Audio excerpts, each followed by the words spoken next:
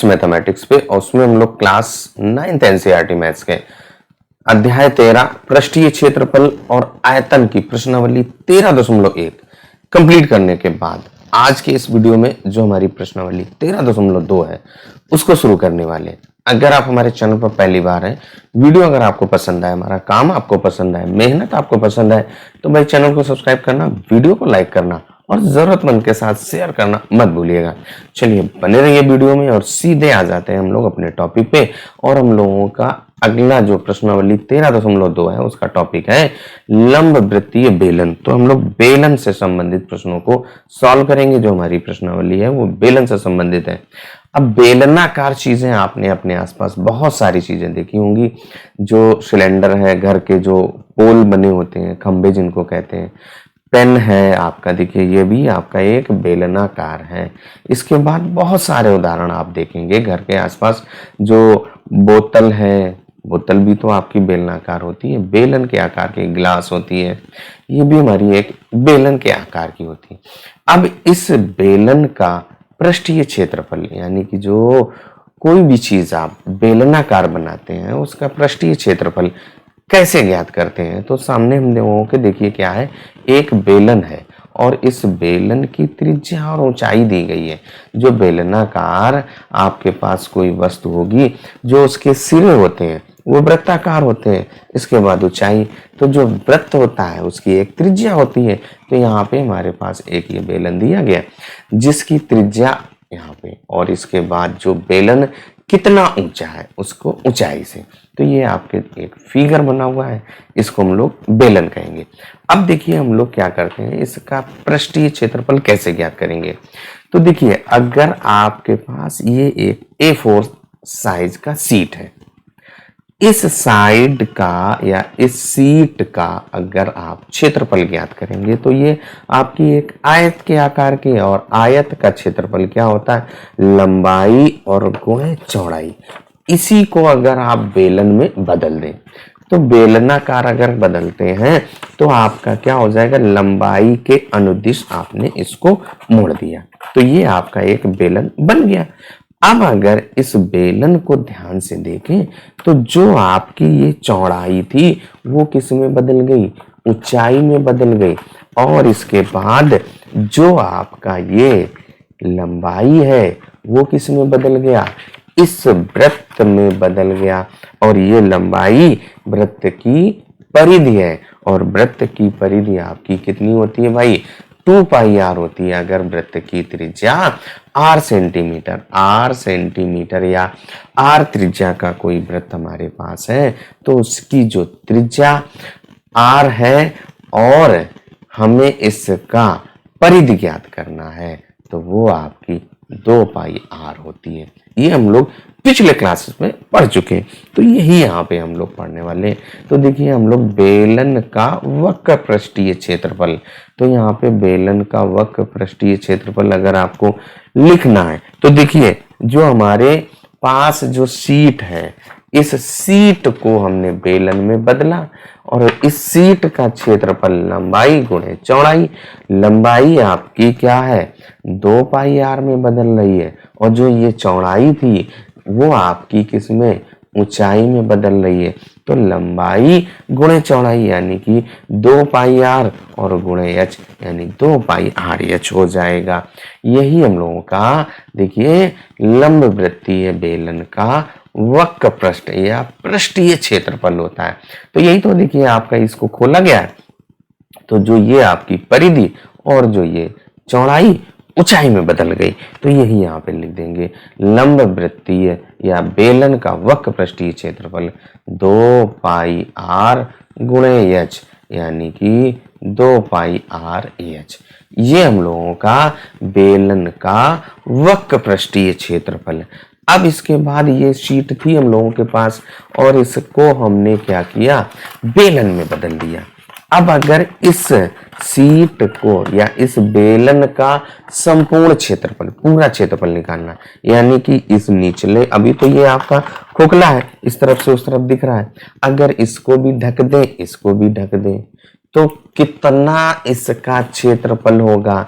तो सिंपल सी बात है, इस वक्र पृष्ठ का क्षेत्रफल यानी कि इस सीट का क्षेत्रफल, और जो नीचे आप जब इसको बेलन में बदल रहे हैं, बेलन में बदलने पर इसका जो सिरा है वो वृत्ताकार बन रहा है और जिसकी त्रिज्या कैसी है, r है।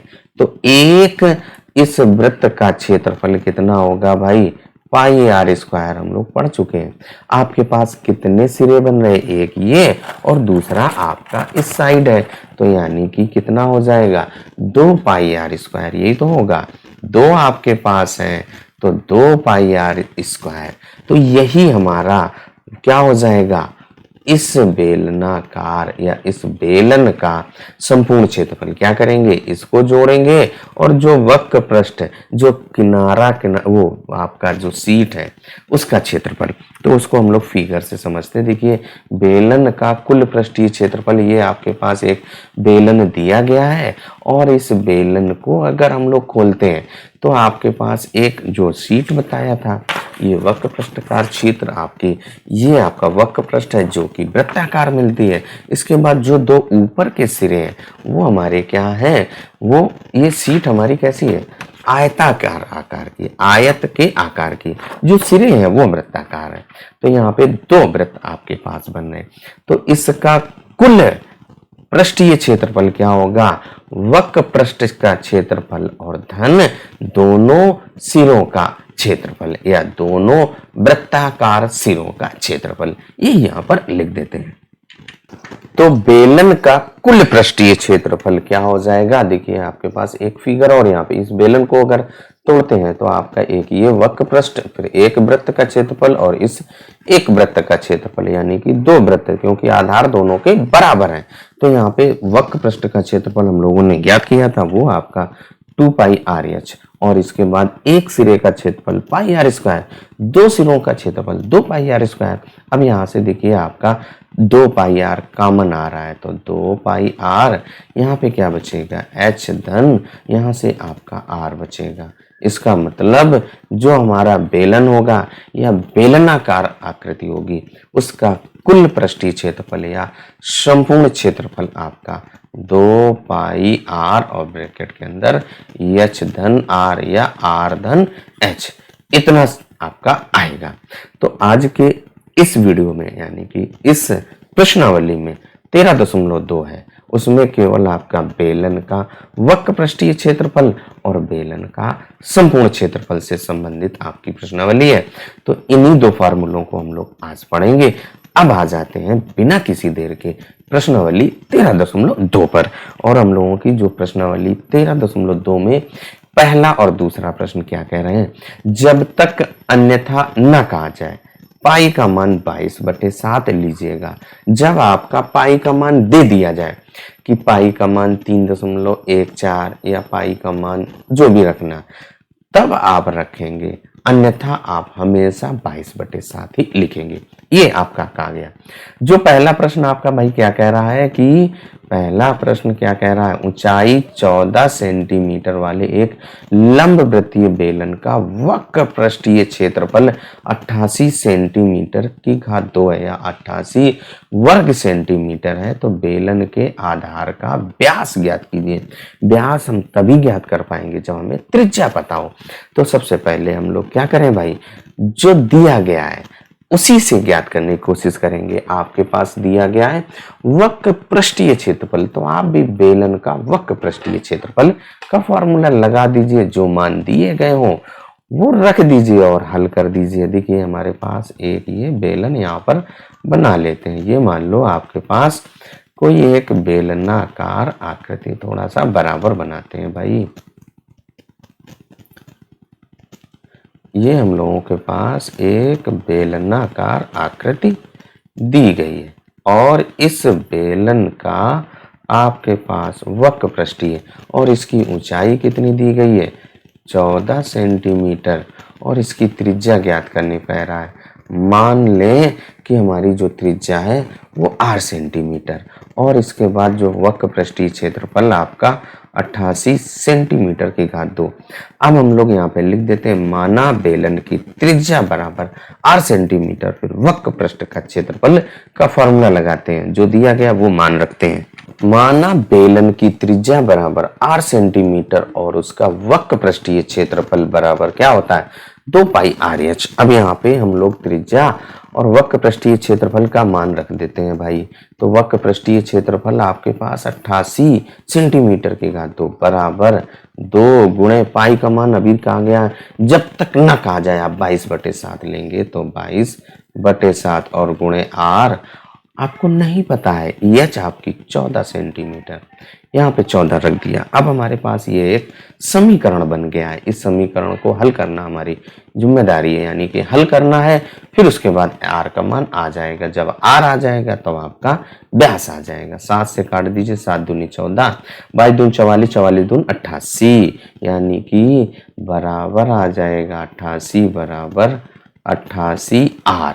88 और गुणे आर, ये आपका एक रैखिक समीकरण बन गया। यहाँ से आर का मान निकालेंगे तो 88/88 बराबर 1 आ गया। जब आपकी त्रिज्या बराबर 1 सेंटीमीटर आ गई, यहाँ से आप व्यास ज्ञात कर लीजिए। क्या होता है, व्यास बराबर 2 गुणे आर या 2 गुणे त्रिज्या, जो भी आप लिखना चाहें। आर हम लोगों ने वृत्त की त्रिज्या मानी थी, तो यहाँ पे 2 गुणे 1 बराबर 2 सेंटीमीटर। इसका मतलब जो हमारा बेलन था उस बेलन की जो व्यास होगी वो 2 सेंटीमीटर होगी। पहला प्रश्न हम लोगों का हल हो गया। वीडियो आपको कैसा लगा, एक्सप्लेनेशन कैसा लगा, कमेंट करके जरूर बताइएगा। चलिए अब आ जाते हैं दूसरे प्रश्न पर। दूसरा प्रश्न हम लोगों का क्या कह रहा है कि धातु की एक चादर से 1 मीटर ऊंचाई और 140 सेंटीमीटर व्यास के आधार वाली एक बंद बेलनाकार टंकी बनाई जानी है।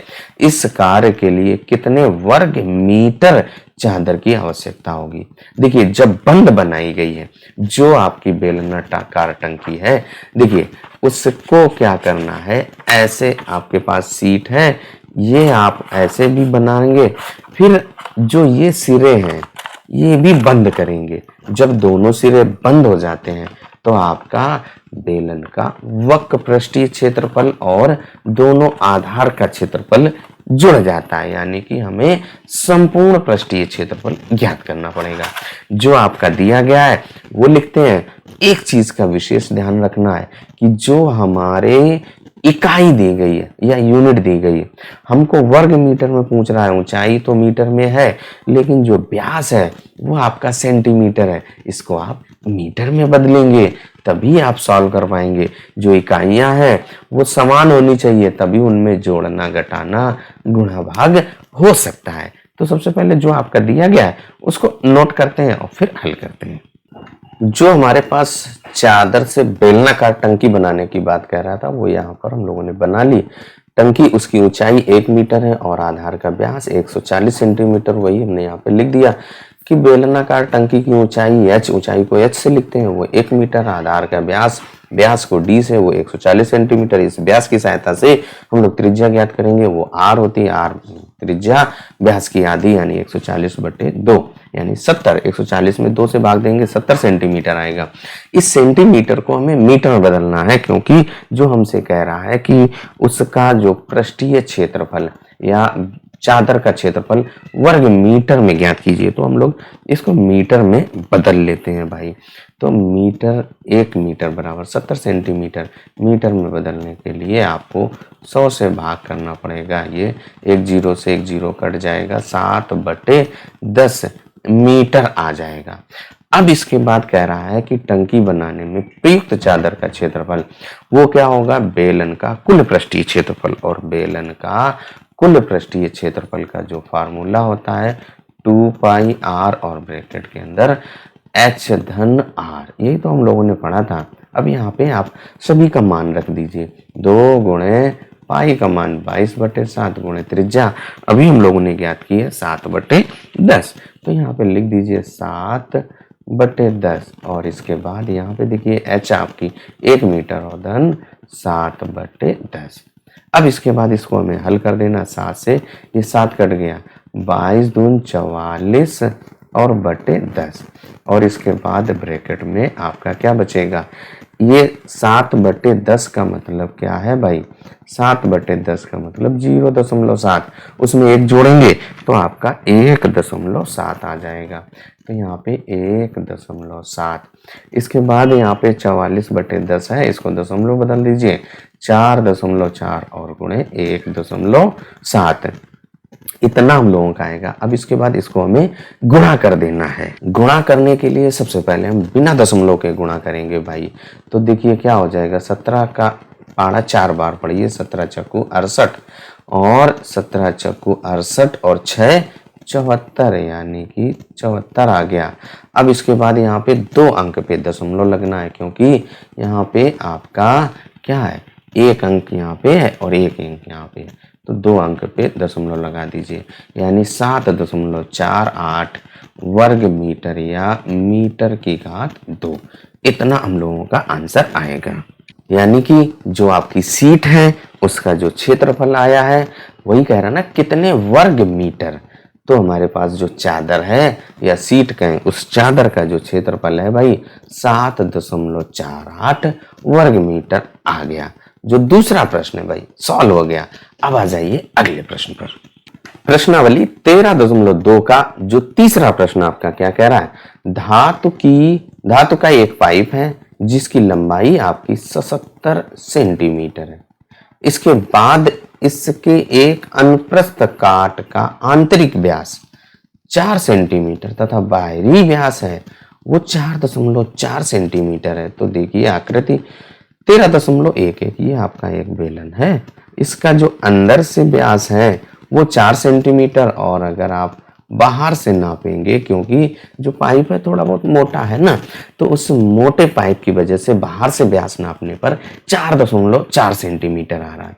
तो हमें क्या करना है, सबसे पहले उसका आंतरिक वक्र पृष्ठीय क्षेत्रफल, जब आंतरिक वक्र पृष्ठीय क्षेत्रफल निकालेंगे तो अंदर वाला व्यास लेंगे। इसके बाद कह रहा है कि बाहरी वक्र पृष्ठीय क्षेत्रफल, तो बाहर का लेंगे वो व्यास। इसके बाद कुल पृष्ठीय क्षेत्रफल, कुल पृष्ठीय क्षेत्रफल कैसे ज्ञात करेंगे, अंदर का जो आपने निकाला है पहले भाग में, बाहर का निकाला है उसको निकाल लिया है, दोनों को जोड़ेंगे, फिर दोनों जो ऊपर के सिरे हैं वो आपके एक रिंग बन रहे हैं, उनका फिर क्षेत्रफल निकालेंगे। एक का निकालेंगे फिर उसमें 2 से गुणा कर देंगे, दोनों का आ जाएगा, फिर आप क्या करेंगे, सभी को जोड़ देंगे तो आपका कुल पृष्ठीय क्षेत्रफल आ जाएगा। तो सबसे पहले हम लोग इसका एक फिगर बनाते हैं भाई, और फिर उसके बाद सॉल्व करते हैं। तो यहाँ पे देखिए हम लोगों ने क्या किया, एक ये बेलनाकार पाइप बना लिया। अब इसकी जो ऊंचाई है वो भाई 77 सेंटीमीटर लिख लिया, अंदर वाला व्यास ये आपका 4 सेंटीमीटर, और जो बाहर से नापते हैं 4.4 सेंटीमीटर है वो भी लिख लिया। अब हमें क्या करना है, सबसे पहला काम इसका आंतरिक वक्र पृष्ठीय क्षेत्रफल, तो अंदर वाला है जो, तो हम लोग उसका आंतरिक व्यास लेंगे, वहां से त्रिज्या ज्ञात करेंगे, फिर उसके बाद 2πr/h लगा करके हल कर देंगे। जो हमें पता है उसको लिख लिया कि पाइप की ऊंचाई बराबर 77 सेंटीमीटर, आंतरिक व्यास को हमने d1 लिख लिया, क्योंकि आपके पास 2 व्यास हैं, उनको अलग अलग डिफाइन करने के लिए एक को d1 और एक को d2 ले लेंगे। तो आंतरिक व्यास आपका 4 सेंटीमीटर है, तो आंतरिक त्रिज्या r1 बराबर d1/2, क्योंकि त्रिज्या आपकी व्यास की आधी होती है। यहाँ पे मान रख दीजिए 4/2 बराबर 2 सेंटीमीटर, यानी कि हमारी जो त्रिज्या है वो 2 सेंटीमीटर आ गई। अब हमें क्या करना है, आंतरिक वक्र पृष्ठीय क्षेत्रफल ज्ञात करना है। तो लिखते हैं आंतरिक वक्र पृष्ठीय क्षेत्रफल बराबर, आंतरिक वक्र पृष्ठीय क्षेत्रफल बराबर 2πr1h। यहाँ पे देखिए आप मान रख देंगे, त्रिज्या तो हमारी r1 है ना, 2 गुणे 22/7 और गुणे त्रिज्या आपकी 2 और गुणे ऊंचाई आप देखिए 77 है। अब इसके बाद हमें केवल और केवल इसको हल कर देना है, 7 से काट दीजिए तो 11। अब इसके बाद हमें इनका केवल गुणा कर देना है। देखिए यहाँ पर 11 दूनी 22, 22 दून 44 है ना, 11 दूनी 22 दून 44 और गुणे 22। इसके बाद इनका आप गुणा कर दीजिए तो वो आपका आंतरिक वक्र पृष्ठीय क्षेत्रफल आ जाएगा। आंतरिक वक्र पृष्ठीय क्षेत्रफल यहाँ पे देखिए 22 का पढ़ा 4 बार पढ़ेंगे, 22 चौक 88 और 22 चौक 88 और 8 96 यानी कि 968 सेंटीमीटर की घात 2। ये हमारा क्या हुआ, पहला भाग का आंसर आ गया।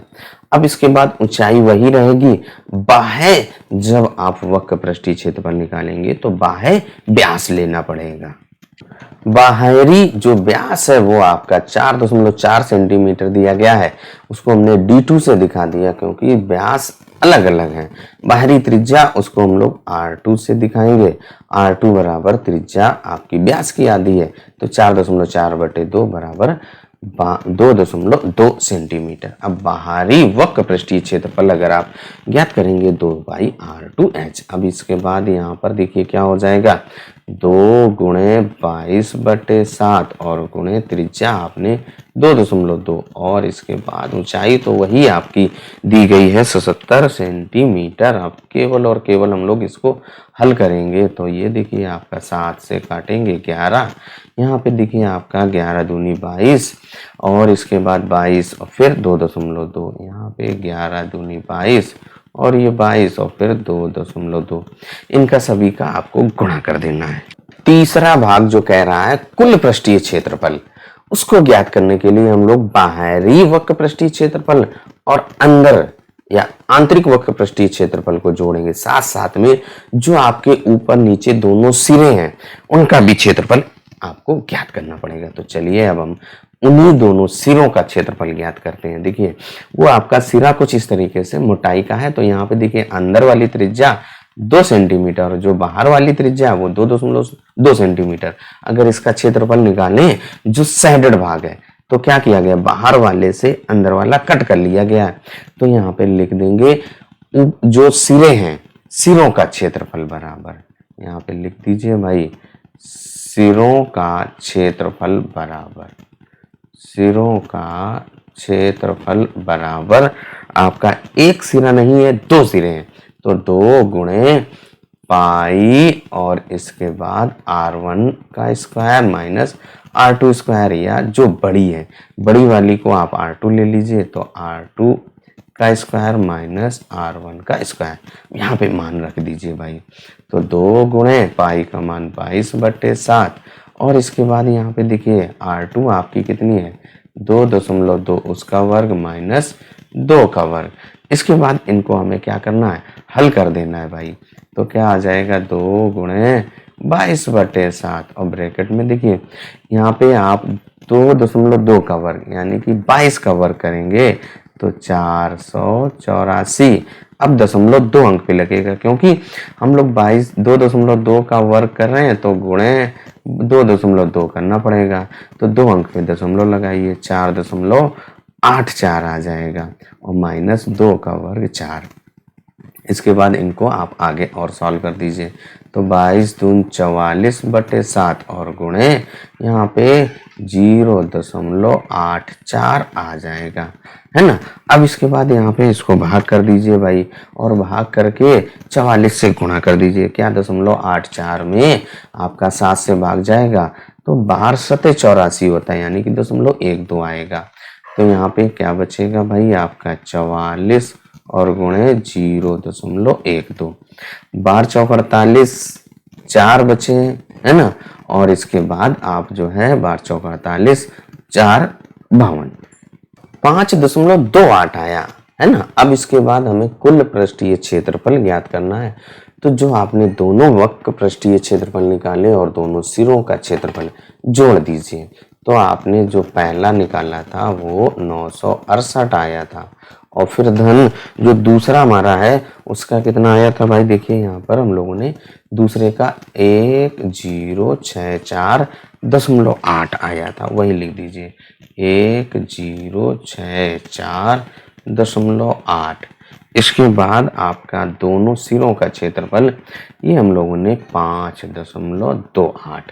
अब हमें क्या करना है, इन सभी को जोड़ देना है। जब हम लोग इनको जोड़ेंगे तो हम लोगों का आएगा 2038.08 और इस तरीके से जो हमारे पहले 3 प्रश्न और इसके जो फार्मूले हैं उनका एक्सप्लेनेशन कंप्लीट हो जाता है। वीडियो आपको कैसा लगा कमेंट करके जरूर बताइएगा। आज के इस वीडियो में यहीं तक। तब तक अपना ख्याल रखिए, स्वस्थ रहिए, मस्त रहिए। मिलते हैं अगले वीडियो में।